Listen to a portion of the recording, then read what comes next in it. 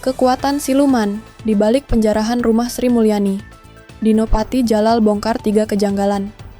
Saya Dinopati Jalal, langsung aja ya. Saya meyakini bahwa penjarahan terhadap rumah pribadi mantan Menteri Keuangan Sri Mulyani melibatkan tangan-tangan siluman. Mengapa?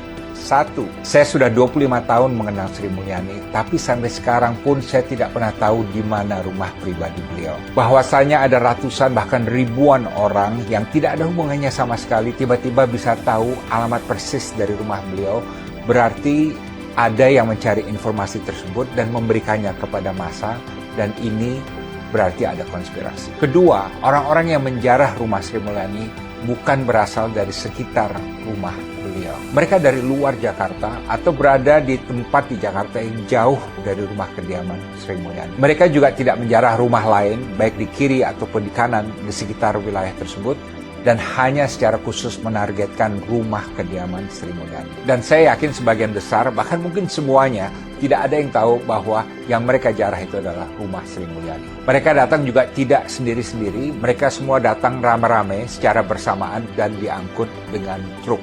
Dan ini berarti ada proses mobilisasi orang-orang yang melakukan penjarahan secara terencana. Dan ketiga, penjarahan ini terjadi jam 1 pagi dan terulang lagi jam 3 pagi. Ini aneh karena biasanya orang kalau menjarah itu di siang hari. Jam 1 pagi adalah waktu di mana orang sedang tidur nyenyak. Tidak ada orang yang sedang tidur nyenyak dan kemudian bangun rame-rame jam 1 pagi untuk pergi jauh ke suatu rumah khusus, hanya satu rumah khusus untuk menjarah rumah tersebut. Ini berarti para penjarah sudah dikondisikan, diatur untuk bertemu pada titik tertentu, pada waktu tertentu, pada saat sedang sepi di waktu malam, dan juga mungkin untuk menghindarkan clash dengan penduduk di sekitar rumah Sri Mulyani. Dan ini otomatis berarti ada timeline yang sudah diatur dan ditetapkan sebelumnya. Karenanya saya berpandangan bahwa penjarahan terhadap rumah Sri Mulyani ini merupakan aksi yang direncanakan dan direkayasa oleh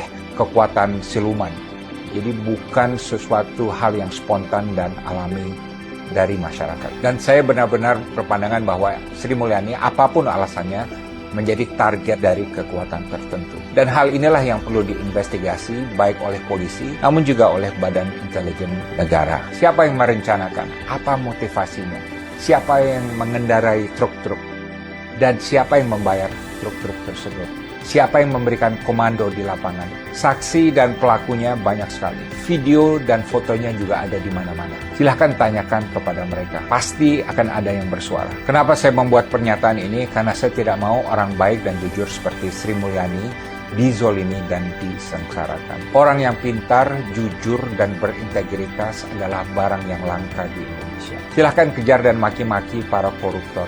Sri Mulyani bukan koruptor. Sri Mulyani adalah seorang idealis yang selalu mencoba memberikan yang terbaik bagi rakyat Indonesia dengan segala keterbatasan dan tekanan politik yang dihadapinya. Saya juga ingin mengingatkan bahwa apapun kekurangan dan kelebihannya, Sri Mulyani mempunyai satu jasa yang sangat luar biasa, yaitu merintis dan membangun program beasiswa LPDP bagi putra-putri terbaik Indonesia. Program LPDP adalah salah satu program pembangunan sumber daya manusia yang paling baik dan paling mulia yang pernah dilakukan oleh pemerintah Indonesia. Dan saya tahu ini karena saya juga pengajar di LPDP.